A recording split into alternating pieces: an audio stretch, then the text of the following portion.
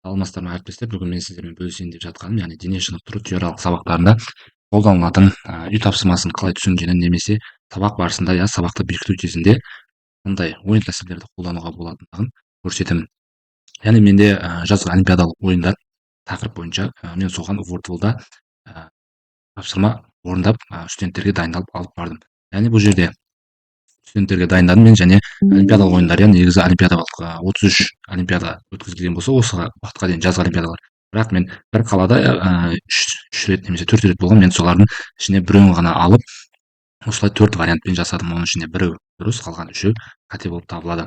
Осылай жасап шықтым, және барлығы 26 қаланы көрсеттім, олимпиадалық ойындар өткізілген жерді, және студенттерге осылай дайындап, бұл жерде обратный счет немесе скоростьті көбейтуге де болады, азайтуға болады. Мен қазір өзім 7-ші скоростьпен жасап көрсетейін. Бір жартысын болса да жететін боламын.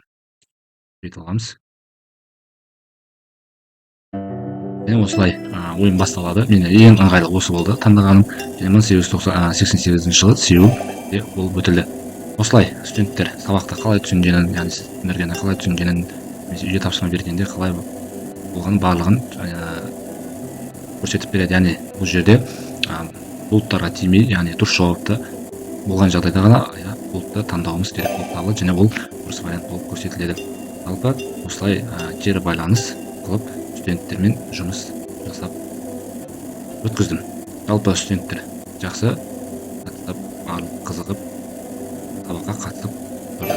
Осылай дұрыс варианттарды таңдап тұрамыз.